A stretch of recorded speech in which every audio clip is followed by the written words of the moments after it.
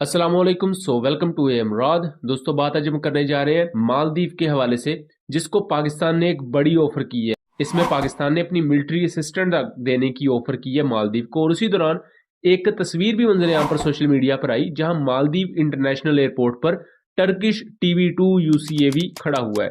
और इस तस्वीर के सोशल मीडिया पर आते ही तहलका मच गया कि मालदीव ने चोरी छुपे टर्किश आर्म ड्रोन्स को खरीद लिया। और इन तमाम चीजों के चलते ये भी खबर आ चुकी है कि 9 मई तक इंडियन ट्रूप्स को मालदीव से निकाल लिया जाएगा। ये पूरा मामला है क्या, इसकी हम डिटेल पर जरा बात करते हैं। दोस्तों, रिसेंटली एक तस्वीर सोशल मीडिया पर मंजरेआम पर आई, जहां एक टर्किश साख्ता TB2 UCAV यानी कि unmanned combat aerial vehicle Maldives में एक इंटरनेशनल एयरपोर्ट पर पार्क्ड हमें दिखता है। ये TB2 ड्रोन काफी ज्यादा मशहूर है, खासतौर पर 2020 की नगोर्नो काराबाख जंग में अपने किरदार की वजह से। यूक्रेन रशिया वॉर में ये बहुत अच्छा परफॉर्म कर चुके हैं। दुनिया की बहुत सी कंट्रीज इस TB2 ड्रोन को इस्तेमाल करती हैं, जिनमें पाकिस्तान भी शामिल है। बहरहाल पाकिस्तान इसे ट्रांसफर ऑफ टेक्नोलॉजी के तहत अपने मुल्क में ही बनाता है, और तुर्किया की कंपनी से बेसिकली बनाती है, इसकी ओनर है। TB2 ड्रोन एक वक्त में 4 air to ground munition carry कर सकता है, उसके अलावा जासूसी का काम कर सकता है, और उसके साथ साथ ये मैरीटाइम ऑपरेशंस करने के काबिल है, यानी कि समुंदर के ऊपर भी रखवाली या निगरानी के काम कर सकता है। अब दोस्तों, आप सोच रहे होंगे मालदीव्स और जो कि छोटे से कुछ जजीरों पर मुश्तमिल एक छोटा सा मुल्क है, और हिंदुस्तान के साथ उनके काफी ज्यादा अच्छे ताल्लुकात रहे कई सालों से इससे पहले। लेकिन अब जो रिसेंटली गवर्नमेंट आई है मोहम्मद मुइजू की, वो काफी हद तक प्रो चाइना है, या मैं यूं कहूं कि वो एंटी इंडिया है एक हद तक। उनका ये क्लेम है कि हिंदुस्तान के जो मिलिट्री पर्सनल हमारे मुल्क में तैनात हैं, वो क्यों तैनात हैं, मतलब कि मुल्क हमारा है, तो इंडिया की फौज हमारे मुल्क में क्या करती है। मैं बताता चलूं कि 90 के करीब इंडियन मिलिट्री पर्सनल मालदीव में तैनात होते हैं। उसके अलावा इंडिया ने अपने 2 हेलीकॉप्टर्स और एक डॉर्नियर एयरक्राफ्ट भी मालदीव को दिया हुआ है, जिनको वहां ऑपरेट किया जाता है। बुनियादी तौर पर मालदीव एक चूंकि जजीरा नुमा एरिया है, जिसके चारों तरफ समुंदर है, और उसके चारों तरफ आपको इंडिया नजर आएगा। अब इंडिया चाहता है कि इस जजीरा नुमा एरिया में हमारा कोई दुश्मन मुल्क ना घुसे, क्योंकि वो इंडिया के लिए ट्रबल पैदा करेगा। चाइना की इस पर हमेशा से नजर थी, और चाइना अब काफी हद तक क्लोज आ चुका है मालदीव के। जब चाइना के साथ दोस्ती हुई मालदीव की, तो पाकिस्तान और तुर्की जैसे कंट्रीज ने भी इससे मौका उठाया। अब इन तमाम चीजों के चलते मालदीव के अंदर भी एक मूवमेंट चल रही थी, जिसे इंडिया आउट मूवमेंट कहा जाता है, कि हिंदुस्तान अपनी मिलिट्री हमारे मुल्क से निकाले, हम अपने मुल्क में खुद ही अपनी हिफाजत कर लेंगे, हमें इंडिया की मिलिट्री की जरूरत नहीं है। बहरहाल इससे मुतल्लिका और भी बहुत सी डिटेल्स हैं, उसको हमने अपने सेकंड चैनल कॉन्फ्लिक्ट कार्ड रात पर ब्रीफली एक्सप्लेन किया हुआ है। उन वीडियोस का लिंक मैं डिस्क्रिप्शन में दे दूंगा। मेक श्योर कीजिए कि आप उन वीडियोस को देख लें, उससे आपको तमाम इंसिडेंट्स का पूरा बैकग्राउंड नॉलेज आपको समझने को मिलेगा। उसके साथ साथ इनके बारे में आपको काफी नया कंटेंट भी देखने को मिलेगा। अब इसी दौरान जब इंडिया के साथ ताल्लुकात खराब हुए, तो मालदीव को अब ये एक फिक्र लाहक होगी कि इससे पहले तो हम थोड़ा बहुत जो मिलिट्री इक्विपमेंट था वो इंडिया से ही खरीद लेते थे, तो अब हम किससे खरीदेंगे। अब इनके पास 3 बड़े मुल्क थे, चाइना, पाकिस्तान, तुर्किया। अब इस वक्त जो बड़ी एक उन्होंने चीज परचेज की है, वो तुर्की से TB2 ड्रोन परचेज किए हैं।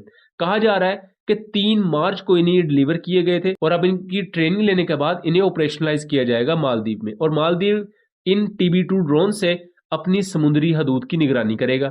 इससे पहले एक और अहम वाकया भी हुआ था। इंडियन मैरीटाइम सिक्योरिटी फोर्सेज जो हैं, वो मालदीव के पानियों में घुस गई थी, और मालदीव के कुछ फिशरमैन थे, माहीगीर, उनको उन्होंने हिरासा वगैरह किया था, और ये इंटरनेशनल वाटर्स की खिलाफ वर्जी थी। लेकिन चूंकि मालदीव छोटा सा मुल्क था, इस वजह से इंडिया ने कहा कि हम खिलाफ वर्जी कर भी लें तो फर्क नहीं पड़ता। दोस्तों, अब तुर्की ने जो अपने वेपन सिस्टम बेचे हैं मालदीव को, तो उससे तुर्की और मालदीव बहुत ज्यादा करीब आए हैं, और ये एक बहुत बेहतरीन मौका है पाकिस्तान के लिए। मैं बताता चलूं कि फरवरी 2024 में पाकिस्तान ने ऑफिशियली मालदीव को ये ऑफर किया कि हम आपको हर लिहाज से मिलिट्री असिस्टेंस प्रोवाइड करेंगे। अगर इंडिया के फौजी यहाँ से निकल रहे हैं, तो हम अपने फौजी आपके मुल्क में डिप्लॉय कर सकते हैं, ताकि आपकी मिलिट्री को ट्रेनिंग दी जा सके, और आप मिलिट्री से रिलेटेड मुख्तलिफ इक्विपमेंट भी हमसे खरीद सकते हैं।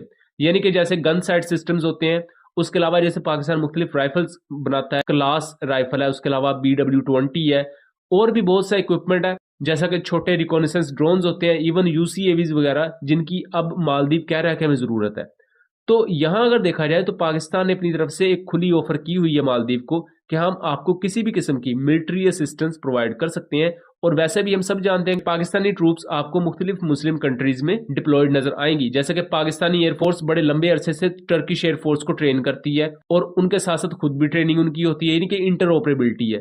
और फ्यूचर में हमें पाकिस्तान एयरफोर्स के पर्सनल अजरबैजान में भी नजर आएंगे और नाइजीरिया में भी डिप्लॉय होते हैं। और इन तमाम चीजों के चलते मालदीव ने मल्टीपल डिफेंस एमओयू साइन किए चाइना के साथ भी, और ये चीजें हिंदुस्तान को जाहिर बात काफी बुरी लग रही हैं, क्योंकि एक बहुत लंबे अरसे से वो मुल्क जो कि इनके साथ अपने आप को अलाइन करता था, इनका हमायती था, अब वो तुर्की, पाकिस्तान और चाइना के साथ क्लोज कोऑपरेशन और स्ट्रेटेजिक अलायंस की बातें कर रहा है। और अगर ये स्ट्रेटेजिक अलायंस फ्यूचर में ज्यादा देर तक चलता है तो ये इंडिया के लिए काफी ज्यादा ट्रबल पैदा कर देगा, क्योंकि मालदीव के एरिया में अगर पाकिस्तान और चाइना अपना स्पाई इक्विपमेंट लेकर आते हैं या पाकिस्तानी मिलिट्री वहां डिप्लॉय होती है, तो ये कहीं ना कहीं इंडिया को काफी ज्यादा ट्रबल कर सकती है। स्ट्रेटेजिकली पाकिस्तान को एज हासिल होगा, ये स्ट्रेटेजिक कम्युनिकेशन में पाकिस्तान को काफी हद तक बेहतर पोजीशन में ला सकता है इंडिया के खिलाफ। और इवन ये रिपोर्ट्स मौजूद हैं कि मालदीव ने खुद भी इस बात पर एग्री किया कि वो पाकिस्तान के साथ लॉन्ग टर्म स्ट्रेटेजिक पार्टनरशिप चाहते हैं, जिसमें ना सिर्फ वो दफाई सामान वगैरह पाकिस्तान से खरीद सकते हैं, बल्कि उसके साथ साथ मुख्तलिफ जो दूसरे शोबे होते हैं, सिविलियन शोबे, वो उनमें भी